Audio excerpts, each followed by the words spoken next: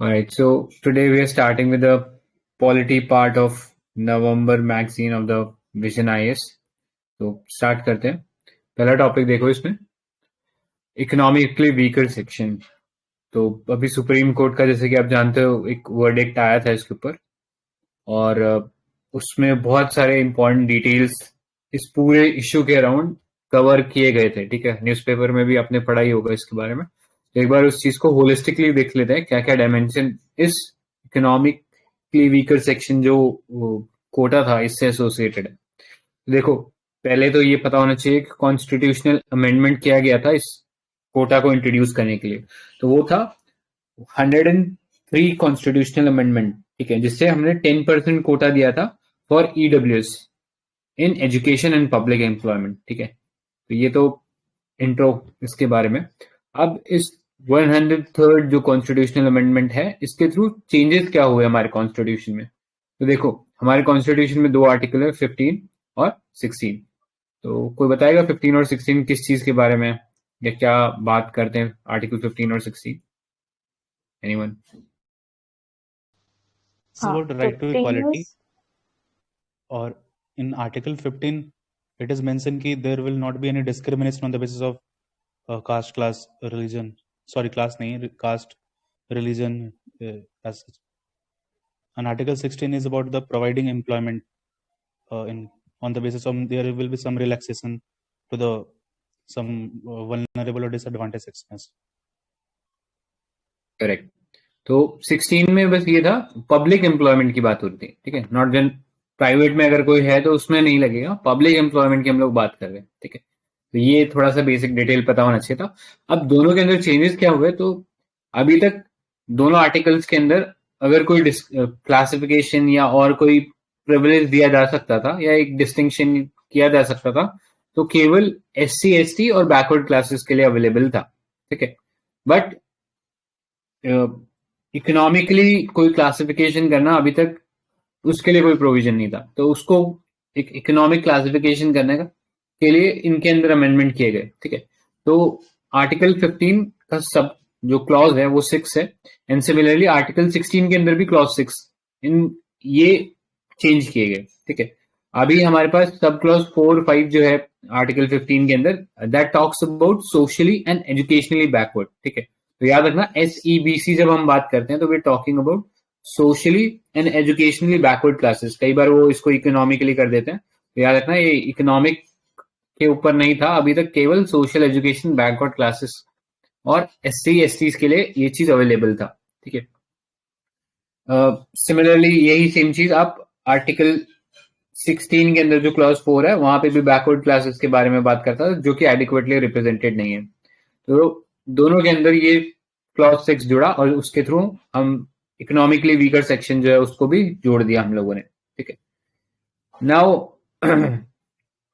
यहां पर जो प्रिविलेज या एक तरीके से एक पॉजिटिव अफर्मेटिव एक्शन इसको बोल सकते हैं जब गवर्नमेंट किसी को प्रिविलेज देती है. ठीक है, प्रिविलेज इन द सेंस कि किसी को लेवल प्लेइंग फील्ड क्रिएट करने के लिए किसी को रिजर्वेशन देती है, तो उसको लिए शब्द इस्तेमाल होता है अफर्मेटिव एक्शन. ठीक है, जब भी आप आंसर लिखो तो इस टाइप के कीवर्ड जो आपके आंसर में दिखने चाहिए कि अगर हम बात करें EWS की तो ये किस टाइप का एक्शन है, ये एक अफर्मेटिव एक्शन है. ठीक है, अभी अफर्मेटिव एक्शन ये सेंटर ने लिया है. ठीक है, लेकिन इसको स्टेट गवर्नमेंट भी प्रोवाइड करा सकती है, लेकिन स्टेट गवर्नमेंट के लिए ये चीज ऑप्शनल है कि वो प्रोवाइड कराना चाहती है कि नहीं कराना चाहती इन स्टेट गवर्नमेंट जॉब्स. ठीक है, स्टेट की अपनी खुद की जो जॉब्स है उसके अंदर, अदरवाइज जो सेंटर की है उसमें तो स्टेट का कोई रोल ही नहीं है. नेक्स्ट, इसके थ्रू जो रिजर्वेशन जो मिला है ये कुछ कंडीशन में नहीं मिलेगा. ठीक है, जैसे कि ऐसा कोई इंस्टीट्यूशन जो कि माइनॉरिटी एजुकेशनल इंस्टीट्यूशन है वहां नहीं लगेगा, प्राइवेट है उसमें नहीं लगेगा. ठीक है, नेक्स्ट आर्टिकल 16 के अंदर गवर्नमेंट रिजर्व कर सकती है 10% of all post for economically weaker section of citizen. ये सबको पता है. अब ये EWS का क्राइटेरिया गवर्नमेंट ने रखा क्या है, जो जब सेल एक्ट लागू किया गया या कॉन्स्टिट्यूशनल अमेंडमेंट किया गया तब से ये चीज कंसिस्टेंट है.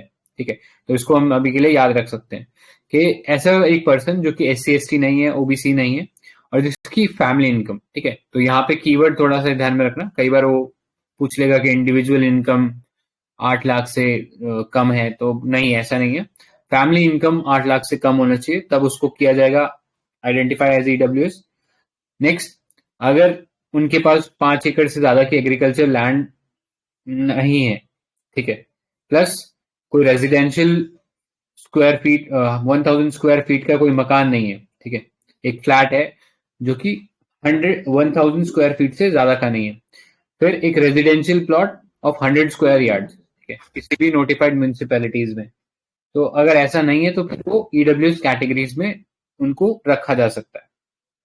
अब ये जो केस हुआ था, तो इस केस को हम लोग ईडब्ल्यूएस कोर्ट, ईडब्ल्यूएस केस के नाम से तो फेमसली जानते हैं, बट इसका पर्टिकुलरली अगर नाम आपको लिखना है तो यह जनहित अभियान versus union of India case 2022, ठीक है। इससे पहले रिजर्वेशन के बारे में एक और केस हुआ था जो कि एक बहुत लैंडमार्क केस था, आई होप सबको पता ही होगा, इंदिरा साहनी केस 1992 का, ठीक है, जिसमें बात किया गया था कि रिजर्वेशन को एक्सटेंड नहीं करना है 50% से बियॉन्ड, ठीक है। तो ये इंदिरा साहनी केस को भी एक बार देख लेते हैं पहले।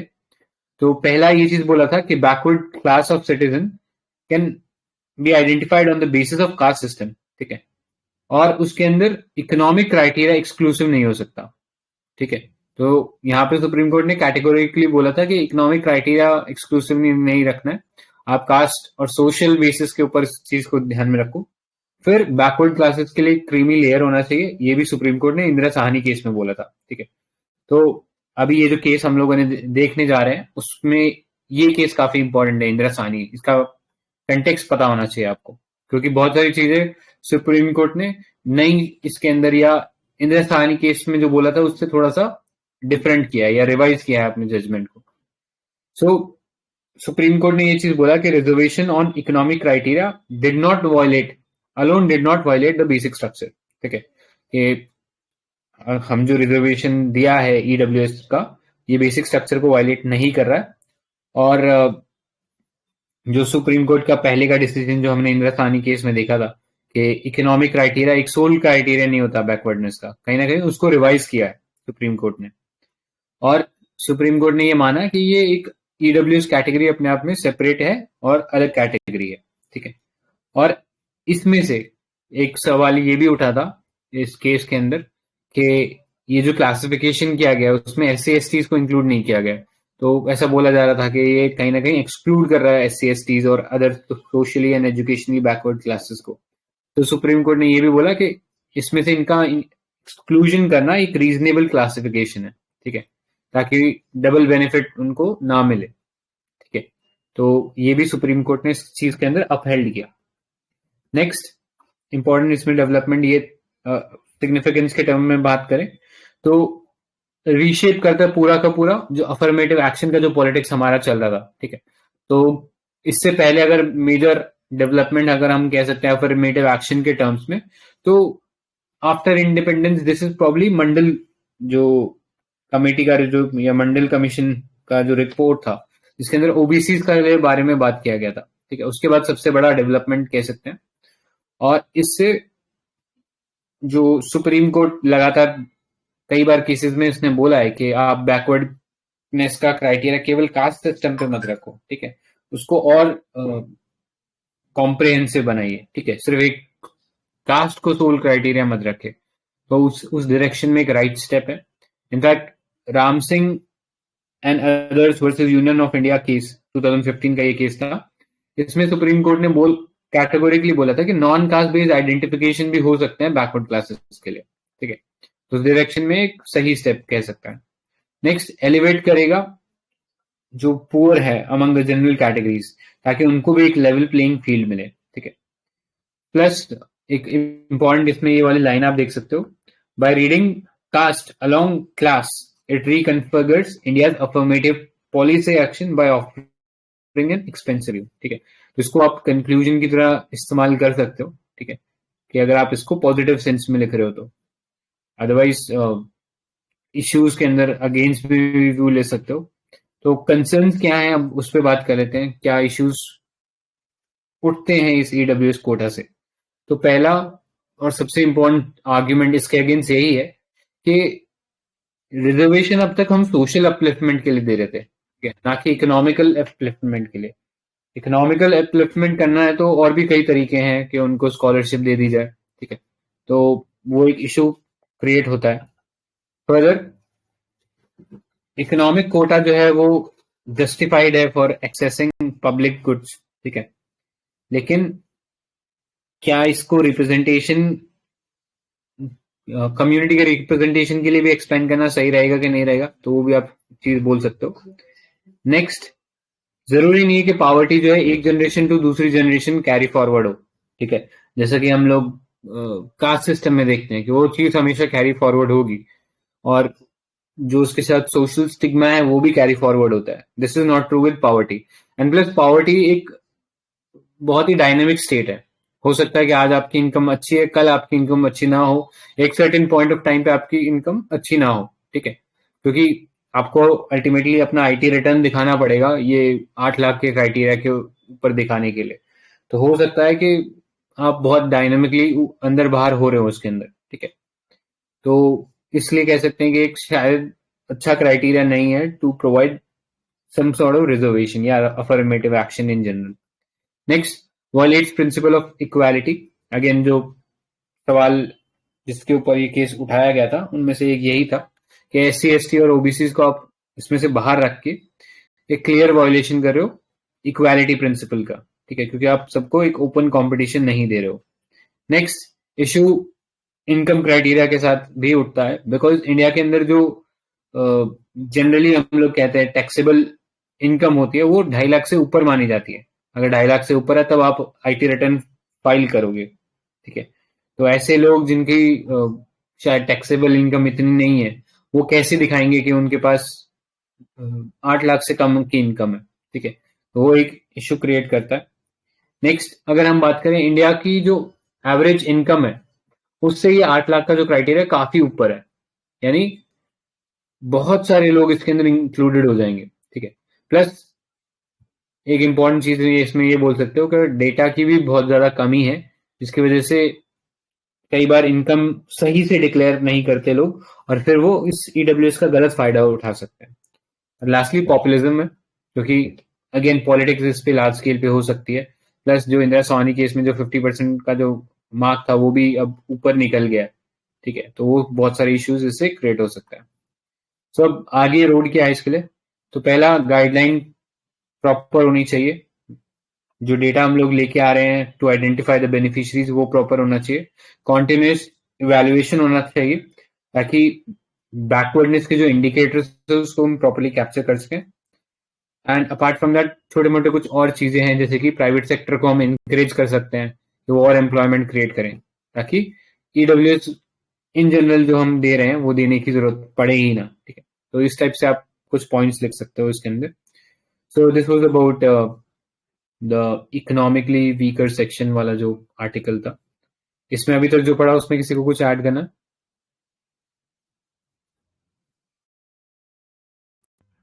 ठीक है, अगर किसी को नहीं ऐड करना तो नेक्स्ट आर्टिकल पे चलते हैं, यूनिफॉर्म सिविल कोड। मांगी मैम आप स्टार्ट कर सकते हो। Yes, sir. So, am I clearly audible to all of you? Yes ma'am.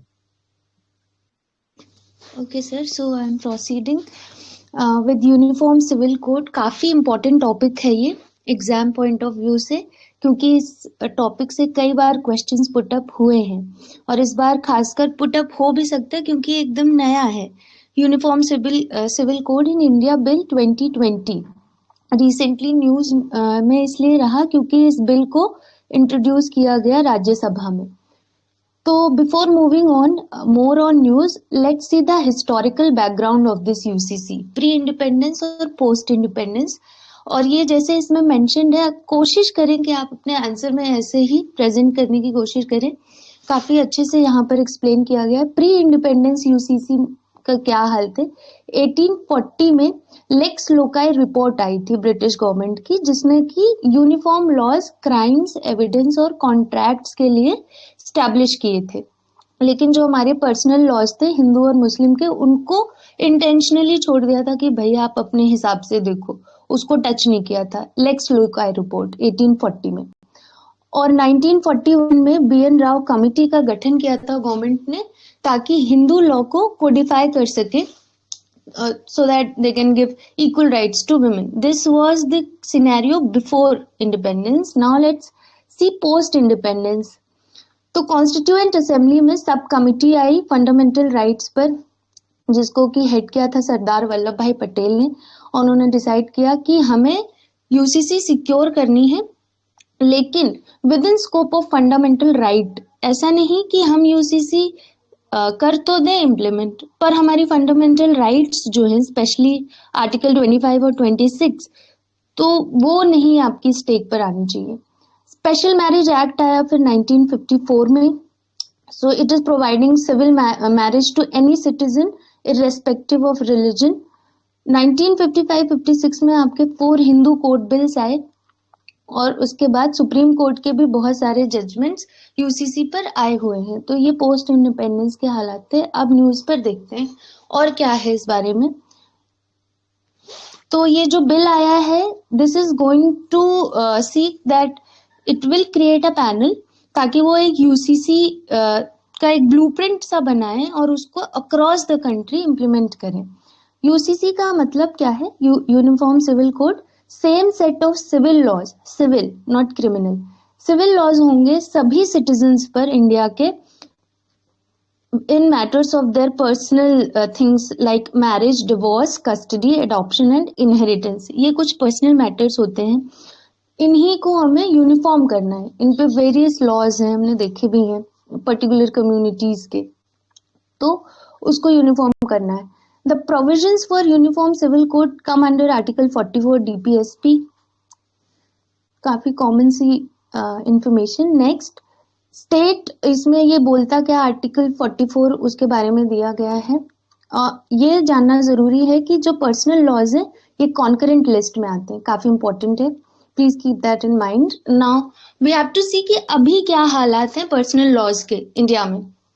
तो डिफरेंट रिलीजियस कम्युनिटीज जो हैं उनको सिस्टम ऑफ पर्सनल लॉ के थ्रू हम गवर्न कर रहे हैं, which have been codified over the years, which we have recently seen through various pieces of legislation. Example के तौर पे उन्होंने बताया कि हिंदू पर्सनल लॉ को कोडिफाई किया था हमने 4 बिल्स में, Hindu marriage act, Hindu succession act, Hindu minority and guardianship act, Hindu adoptions and maintenance act. तो ये 4 हमारे बिल्स हैं जो हिंदू कोड बिल को कोडिफाई किया गया है। जो टर्म हिंदू है इसमें आपके सिख, जैन और बुद्धिस्ट भी इंक्लूडेड हैं। Certain aspects of Muslim personal law are expressly recognized in India in acts such as शरीयत एप्लीकेशन। और मुस्लिम्स के लिए हमें पता है शरीयत एप्लीकेशन होता है, और एक और है dissolution of Muslims marriages act, ये उनकी रिलीजन के लिए है।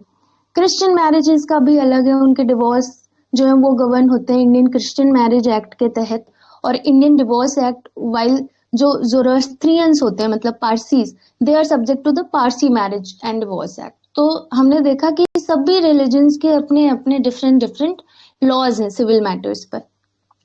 कुछ सेकुलर लॉज भी हैं, जैसे कि स्पेशल मैरिज एक्ट, जिसमें कि आप इंटर रिलीजन मैरिजेस कर सकते हैं। किस एक्ट के अंदर? गार्डियंस एंड वार्ड्स एक्ट के अंतर्गत, which establishes the rights and duties of the guardians. Goa at present is the only state in India जहां पर यूसीसी प्रिवेल करता है, और वो सिर्फ इसलिए संभव हो पाया है क्योंकि हम सबको भी पता होगा कि गोवा एक पोर्टुगीज सोसाइटी रही थी, और वहां पर इतनी डाइवर्सिटी नहीं है जितनी हम और पार्ट्स ऑफ द कंट्री देखते हैं। तो पोर्टुगीज सिविल कोड ऑफ 1857 जो कि अभी भी कंटिन्यू हो रहा है, and it implemented after India annexed the territory in 1961, applies to all Goa Vasi irrespective of their religious or ethnic community. Portuguese code completely UCC नहीं है, ये काफी ट्रिवियल सी खैर जानकारियां। अब हम ये देखते हैं कि हमें यूसीसी की जरूरत पड़ी क्यों। कुछ कमियां हुई होंगी, कुछ हमने देखा होगा कि इसको डेवलप करने की जरूरत है, इसलिए यूसीसी की जरूरत। सबसे पहले तो अगर यूसीसी ले आएंगे तो जेंडर इक्वालिटी को हम टैकल कर सकेंगे। तो जेंडर इक्वालिटी हमारे सस्टेनेबल डेवलपमेंट गोल्स में भी मेंशन्ड है। Can anybody tell me which are those SDGs? 5 and 10. Yes, ma'am. Okay. So gender equality, personal law, because they derive from tradition and custom, they also tend to give an undue advantage to men. जो law commission आया था 2018 का, उन्होंने बताया था कि बहुत से ऐसे एस्पेक्ट्स हैं जहां पर कि हम विमेन को डिसप्रिविलेज कर रहे हैं ओवर मेन, तो उनको हमें एड्रेस करने की जरूरत है. एग्जाम्पल के तौर पर देखें तो मुस्लिम मेन जो होते हैं they are allowed to marry multiple wifes, लेकिन वहीं जब वुमेन की बात आती है then they are forbidden to having multiple husbands. Despite the 2005 amendment to the Hindu Succession Act, women are still considered part of their husband's family. इसमें क्या होगा कि अगर if in case the Hindu widow woman dies, तो उसके अगर कोई भी अपकमिंग जनरेशन नहीं है, बच्चे नहीं है, या उसकी कोई विल नहीं है, तो उसकी जो भी प्रॉपर्टी होगी वो ऑटोमेटिकली उसके हस्बैंड की फैमिली की हो जाएगी. तो ये भी एक कंसर्न है. मेन जो होते हैं स्पेशली फादर वाली category, they are also treated as natural guardians and are given preferences under the Hindu minority and guardianship act. Mothers का कोई यहाँ पर रोल ही नहीं है गार्डियनशिप में, तो ये भी दिखा रहा है कि इनइक्वालिटी है.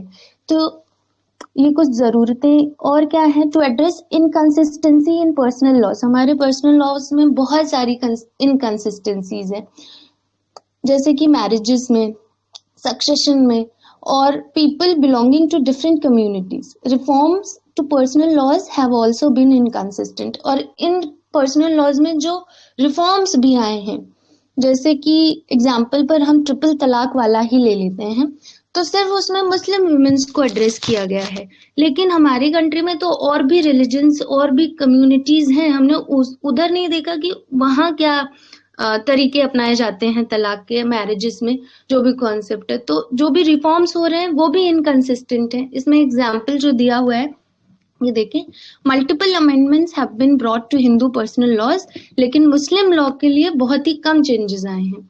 Secular Republic aspires for a common law for all citizens rather than differentiated rules based on religious practice. Simplification of law चाहिए हमें. जब इनेक्ट हो, code will simplify the complex laws around marriage, ceremonies, inheritance, succession, adoptions and making them all one for all. तो ये जो same civil law है तो applicable हो जाएगा सभी सिटीजन्स पर, बिना उनका ये देखे कि आप किस कम्युनिटी में, किस रिलीजन में, किस गॉड में फेथ रखते हैं. It will also reduce burden on judiciary due to standardization of personal laws. हर धर्म की, हर कम्युनिटी की अपनी अपनी कह सकते हैं लड़ाइयां हैं, स्ट्रगल्स हैं, और वो फिर पाइल अप हो रहे हैं हमारे केसेस, जुडिशरी पर बर्डन बनता जा रहा है. वहीं अगर एक सिंपल यूनिफॉर्म लॉ होगा सभी के लिए तो ये कॉम्प्लेक्सिटीज और इतने सारे हमारे जो केसेस हैं ये नहीं होगा, स्पीडी डिलीवरी होगी जस्टिस की, तो ये प्रॉब्लम्स एड्रेस हो जाएंगी. और क्या होगा, protection to vulnerable sections of society. UCC का जो एम होगा वो वल्नरेबल सेक्शंस को प्रोटेक्ट करेगा, जैसा कि बी आर अम्बेडकर कहते हैं कि वुमेन और religious minorities most vulnerable sections होती हैं. Many practices governed bye religious tradition are at odds with the fundamental rights guaranteed in the constitution. Not that important. Now let's see कि arguments against implementation of UCC. ये important है. In fact favor वाला भी. तो ये दोनों points को ध्यान दीजिए. Diversity within secular civil laws. तो क्यों नहीं चाहिए हमको UCC? इंडिया में डाइवर्सिटी हमें पता ही है. Before starting with the given content, हम सबको पता ही है कि जो स्पेशली नॉर्थ ईस्ट या साउथ ईस्ट वाला है उससे हम लोग ज्यादा फेमिलियर नहीं, नॉर्थ इंडियंस जो है वहां पर जो मैरिज का है हिंदुओं में ही वो अलग है. जैसे नॉर्थ ईस्ट में मेट्रीलिनियन सोसाइटी है, तो वहां पर the bride is taking the groom with her to her place after marriage, which is entirely different in this region. अगर हम यूसीसी ले आएंगे और ये यूनिफॉर्मली इम्प्लीमेंट कर रहे हैं मैरिज वाली चीज, तो फिर नॉर्थ ईस्टर्न्स की भावनाओं को ठेस पहुंचेगा. तो ऑल इन ऑल, खैर वे फॉरवर्ड में बाद में बात करेंगे. तो वो जो डाइवर्सिटी की बात है यहाँ पर मेंशन की गई है कि India does have uniformity in most criminal and civil matters जैसे कि यहाँ criminal procedure code, civil procedure code हैं, लेकिन states have made several amendments to civil laws. Example देखें, एंटीसिपेटरी बेल जो होती हैं वो हर स्टेट में अपनी अलग अलग है। एंटीसिपेटरी बेल, इसका क्या मतलब है?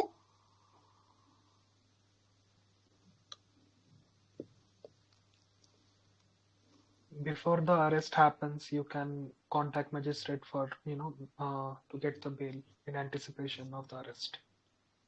Yes sir, and also like if you are charged with some crime, तो आपकी जो ongoing judicial proceedings हैं उस पर जब तक final judgment नहीं आ जाता, आप anticipatory bail के लिए अप्लाई कर सकते हैं, और बिफोर दी अरेस्ट ऑल्सो। तो ये हर स्टेट में अपना अलग अलग है। Experts cite plurality in already codified civil and criminal laws while arguing against UCC. Looking at the codified personal laws of various communities in India, all Hindus are not governed by a homogeneous personal law, even after the enactment of the 4 acts. तो हमने देखा है कि 4 acts ले आए, Hindu code bills को codify किया था। जैसे कि साउथ में क्या होता है कि मुस्लिम वाला कल्चर फॉलो होता है। The women can get married to the immediate cousin of the family itself, जबकि इधर नॉर्थ में नहीं है, you can not get married to your cousin in Hindu. तो ये यहाँ पर दिखा रहा है कि हिंदू में ही यूनिफॉर्मिटी नहीं है ऑल ओवर द कंट्री। तो आप ये लेकर आएंगे तो कैसे इम्प्लाई करेंगे? कम्युनल पॉलिटिक्स, ये खैर अभी के टाइम पे काफी रिलेवेंट है वाला communal politics. Large section of society sees it as a majoritarianism reform in several verdicts, जैसे कि SR Bommai versus supreme court of India case जो हुआ था 1994 आई गेस। SR बोमाई कौन थे, किसी को पता है? Ex CM of Karnataka. Yes ma'am, he was CM of Karnataka. तो उनका जो केस था उसमें खैर ऑब्जर्वेशंस तो सुप्रीम कोर्ट की बहुत सारी थी, पर उसमें सुप्रीम कोर्ट ने इस बारे में भी वार्न किया था कि आप पॉलिटिक्स को रिलीजन के साथ मिक्स नहीं करें। Court had worried whether a secular state should bring a court which can be perceived as a threat to personal laws based on the religious beliefs. Against the diversity है ये, क्योंकि diverse का मतलब ही है अलग अलग, सबका अपना अपना रीति रिवाज, कस्टम, जो भी बिलीफ्स हैं। अब अगर आप यूनिफॉर्म कर देंगे तो डाइवर्सिटी तो खत्म है। Unified nation does not necessarily need to have uniformity. Efforts have to be made to reconcile our diversity with universal and indisputable arguments on human rights. जो secularism term है, इसकी जो meaning है, it assured कि कोई भी किसी भी तरह का difference है अगर, तो आप उसको carry forward करो, लेकिन वो indisputable होना चाहिए। This diversity, both religious and regional, should not get subsumed under the louder voice of majority. Can Erode minorities right. तो जैसे माइनॉरिटीज हैं हमारे ये नॉर्थ ईस्टर्न पार्ट में, बिहार में, MP में और भी बहुत सारी जगह हैं, तो यहाँ पर इनके राइट्स को भी इरोड करने का काम करेगा UCC। It also clashes with the right to freedom of religion, article 25। ये जरूर मेंशन करें, अगर UCC का इम्प्लीमेंटेशन होगा तो ये आर्टिकल 25 और 26 हमारा कहीं ना कहीं स्टेक पर होगा। UCC could become a tool to erode this right, suppress minorities and homogenize culture. This is not supported by Law Commission, which came in 2018. Law Commission in a consultation paper held that UCC is neither necessary nor desirable at this stage. तो अब करें क्या? Road ahead. Collaborative approach हो तो एक consensus build करने की जरूरत है सभी stakeholders के among. Educate करें सभी individuals को इस UCC के ट्रू नेचर के बारे में, और इसको इम्प्लीमेंट करने से हमें क्या पॉजिटिव इफेक्ट्स होंगे इसको बताने की जरूरत है। तो ऑल इन ऑल देखा जाए तो ये जो एम्बिगुअस नेचर है इस UCC का, स्पष्टता है इसको लेकर कि आखिर कैसे आप इम्प्लीमेंट करोगे इतने डाइवर्स नेशन में, तो ब्लूप्रिंट बनाने की जरूरत है। आप बताएं लोगों को कि ये हमारा अप्रोच होगा, ऐसे हम इसको कैरी फॉरवर्ड करने वाले हैं, जो कि अभी तक किसी ने नहीं किया है। ब्रिक बाय ब्रिक अप्रोच होना चाहिए, एक साथ सभी चीजों को इंक्लूड करके मैरिज, एडॉप्शन, सक्सेशन, मेंटेनेंस सब कुछ को ले आकर बदल दो, सबके लिए एक कर दो, ऐसे नहीं, एक एक करके पहले मैरिज ले आओ, फिर देखो कि वो काम कर रहा है सभी वर्गों के लिए या नहीं, फिर अडॉप्शन, ऐसे one by one brick by brick approach follow करें। लॉ कमीशन के जो रिकमेंडेशंस हैं उनको ध्यान में रखें। इसमें अगर कंसेंसस का एब्सेंस है यूसीसी पर, तो commission felt that best way forward may be to preserve the diversity of personal laws while ensuring that they do not contradict fundamental rights. कोशिश करें कि यूसीसी ले ना आए, और अगर ले भी आ रहे हैं इस अप्रोच से कि सब यूनिफॉर्म हो जाए और कॉम्प्लेक्सिटीज कम हो जाए, तो आप फंडामेंटल राइट्स को देखें, वो कॉन्ट्रडिक्ट ना हो यूसीसी के साथ।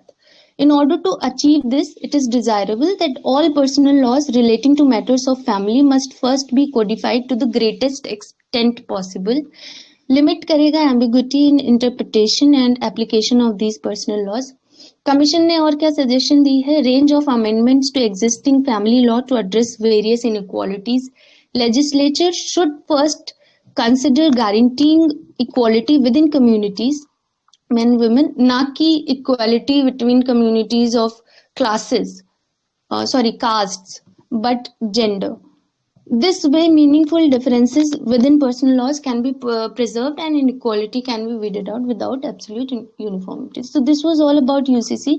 काफी important topic है, एक बार फिर से revisit करें, but before moving on, यहाँ पर infographic में important judicial pronouncements in the context of UCC mention है, इसको एक बार देख लेते हैं। तो शाबानो केस 1985 का जो आया था, उसमें बोला था कि पार्लियामेंट को एक कॉन्टूर्ड आउटलाइन करने की जरूरत है कॉमन सिविल कोड को, क्योंकि ये फैसिलिटेट करेगा आपकी नेशनल हार्मनी और इक्वालिटी। तो आप बता सकते हैं कि यूसीसी को लेकर पहले जो जजमेंट्स आए हैं उनका मेंशन जरूर करें, जैसे कि शाबानो केस, फिर Miss Jordan Diengdeh versus S S Chopra case, ये मैरिज और डिवोर्स को लेकर था। सरला मुद्गल केस काफी इंपॉर्टेंट है, ये 1995 का, जिसमें कि ये बोला गया कि पार्लियामेंट को फ्रेम करने की जरूरत है यूसीसी। जब आप फॉर्म में लिखें तो इस केस का मेंशन जरूर करें, which would help cause of national integration by removing ideological contradictions.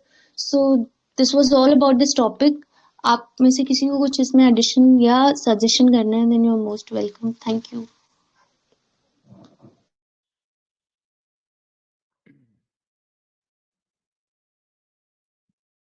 Nicely explain. इसमें आप शायरा बानो का केस भी एक जोड़ सकते हो, जिसका रिजल्ट था कि ट्रिपल तलाक जो है बाद में गवर्नमेंट ने जो है लेके आए थे। ठीक है, शायरा बानो, तो कई बार कंफ्यूज होते हैं शाह बानो और शायरा बानो में। शायरा बानो थोड़ा रीसेंट का केस है, आई गेस अराउंड 2017 का। ठीक है, सो ये थोड़ा और ऐड कर लेना इसमें। और किसी को इसमें कुछ ऐड करना? ठीक है, आगे चलते हैं फिर। न्यूज इन शॉर्ट वाला पार्ट्स देख लेते हैं। सो फर्स्ट टॉपिक इसमें देखिए, right to vote for under trials. ठीक है, तो सुप्रीम कोर्ट ने अभी डिसाइड किया है कि वो एग्जामिन करेंगे जो आरपीए है 1951 का, जो डिप्राइव कर रहा है under trials right to vote. ठीक है, जैसे कि आप जानते हो क्राइम इन इंडिया रिपोर्ट जो है, या जो प्रिजन इंडिया रिपोर्ट जो है, जो एनसीआरबी निकालता है, उससे तो पता लगा कि जेल में जितने लोग हैं उसमें 60% तो अंडर ट्रायल है। ठीक है, जब आपके पास मेजोरिटी लोग अंडर ट्रायल हैं तो कहीं ना कहीं उनका बहुत सारे ह्यूमन राइट वायलेशन हो रहे हैं, और उनमें से एक ये भी हम कह सकते हैं कि एक इंपॉर्टेंट राइट है जो कि शायद डिप्राइव हो रहा है। तो ये जो डिसीजन है ये बेसिकली चैलेंज, एक पिटिशन थी जिसने चैलेंज किया था section 62 of the RPA act 1951 that deprives prisoner of their right to vote. ठीक है, और ये जो रिस्ट्रिक्शन है, this does not apply to preventive detention. ठीक है, अगर किसी को प्रिवेंटिव डिटेंशन में रखा गया तो उस पर ये चीज लागू नहीं होती है। अभी करेंटली हमारे जो जेल्स है, उस एनसीआरबी की डेटा से ही पता लगा है कि 5.5 लाख जो प्रिजनर्स हैं वो across different jails in the country they are lodged. ठीक है, तो अब बात करते हैं arguments supporting the right to vote. ठीक है, सो ये जो सेक्शन 62 का क्लॉज 5 है, दिस इज डिस्क्रिमिनेटरी बिकॉज इसके जो ब्रॉड लैंग्वेज है that denies right to vote even to those detained in civil prison, ठीक है। जो सिविल प्रिजन के अंदर भी लॉज है उनको भी इसमें कोई राइट नहीं मिलता है। नेक्स्ट, कंसिडर्ड रीजनेबल, क्योंकि जो कन्विक्टेड पर्सन है he is allowed to vote अगर वो बेल पे बाहर है, वाइल अगर ये जो अगर उसको बेल नहीं मिला हुआ तो अंडर ट्रायल है तो उसको ये राइट नहीं दिया हुआ, ठीक है। यानी अगर कोई बेल पे आ गया है बाहर तो फिर वो राइट टू वोट एक्सरसाइज कर सकता है, ठीक है। And lastly, right to vote जो है वो एक कॉर्नरस्टोन है डेमोक्रेसी का। तो ये कुछ आर्ग्यूमेंट्स है जो सपोर्ट करते हैं कि प्रिजनर को भी राइट टू वोट मिलना चाहिए। बट अगर हम अगेंस्ट में देखें तो सुप्रीम कोर्ट का ये केस था, अनुकूल चंद्रा प्रधान वर्सेस यूनियन ऑफ इंडिया, 1997 का केस था।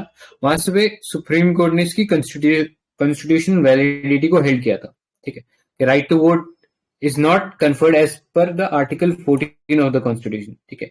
आप जैसे कि जानते हो वोटिंग राइट कोई फंडामेंटल राइट भी नहीं है हमारे कॉन्स्टिट्यूशन में, तो उस चीज को भी आप कोट कर सकते हो।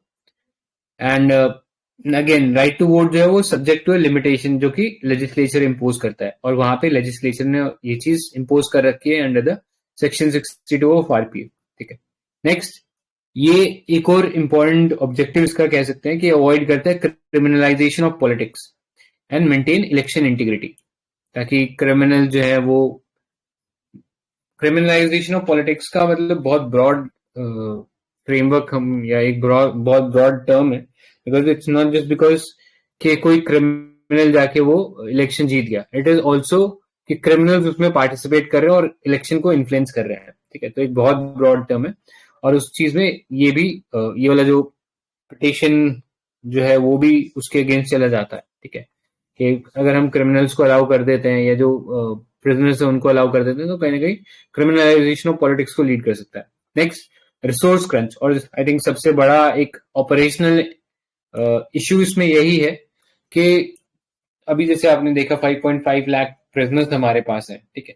इनमें से सभी को अलाउ करना कि वो इलेक्शन में, लोकसभा इलेक्शन में आके वोट कर सके, ये स्टेट की जो पुलिस फोर्स है उसके लिए बहुत बड़ा एक ऑपरेशनल चैलेंज हो जाएगा, ठीक है, क्योंकि प्रिजन जो है वो स्टेट सब्जेक्ट है और स्टेट ही जेल का जो पूरा सब्जेक्ट है उसको देखता है, तो वहां पे जो सिक्योरिटी प्रोवाइड करने का जो जिम्मा है वो भी स्टेट के ऊपर आ जाएगा, तो फिजिबल नहीं रहेगा। ऑपरेशनल फिजिबिलिटी एक क्वेश्चन हो जाती है यहाँ पे, ठीक है।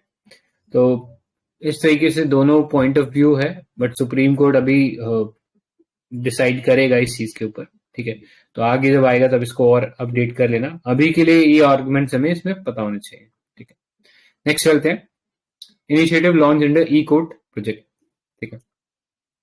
सो अभी न्यू जो प्रोजेक्ट लॉन्च किए गए उनमें पहला है वर्चुअल जस्टिस क्लॉक, इसमें वाइटल स्टैटिस्टिक्स मिलेंगे eight court level giving the details of case instituted, case dispose and pendency, ठीक है, कि कितना जो भी ब्यौरा है कि कितने केसेस हैं, कितने डिस्पोज कर दिए और कितनों की पेंडेंसी चल रही है, ठीक है।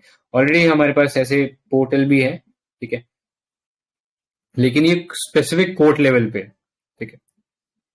Next, just is mobile app 2.0, ठीक है, ये टूल है जुडिशियल ऑफिसर्स के लिए for effective court and case management, ठीक है। तो जो केस की जो मॉनिटरिंग है उसको बेटर करेगा from the perspective of judicial officers, उनके एंड से। नेक्स्ट, डिजिटल कोर्ट है, initiative to make court records available to जज in digitize form to enable transition to paperless court, ठीक है, जो इतना पेपर का जो जरूरत पड़ रहा था उस चीज को ओवरकम करने की बात हो रही है। नेक्स्ट, S3WASS वेबसाइट तो जनरेट करेगा configure and manage website for publishing specified information and services related to district judiciary, तो specifically district judiciary के लिए। अब ये ई कोर्ट मिशन प्रोजेक्ट जो है एक नेशनल ई गवर्नेंस प्रोजेक्ट था जो डिस्ट्रिक्ट और सबऑर्डिनेट जो कोर्ट्स हैं उसको डिजिटाइज करने की कोशिश कर रहा था, ठीक है, और इसको कंसेप्चुअलाइज किया गया था on base of report by E committee of the supreme court of India, ठीक है। और इसको हेड कौन करते हैं, ई कमेटी को, तो ये जो चीफ जस्टिस ऑफ इंडिया ये इसको हेड करते हैं, और इन्होंने इस चीज को कंसेप्चुअलाइज करवाया था कि हम एक ई कोर्ट मिशन प्रोजेक्ट लॉन्च करें और उसके थ्रू हम जो जस्टिस डिलीवरी है उसको और इफेक्टिव बनाए, ठीक है। अब बेनिफिट क्या है, तो कोर्ट्स को अकाउंटेबल बनाता है, ट्रांसपेरेंट बनाता है, इफेक्टिव मैनेजमेंट क्रिएट करता है कोर्ट के लिए, ठीक है। Next, will make justice delivery more affordable, accessible, cost effective and also faster.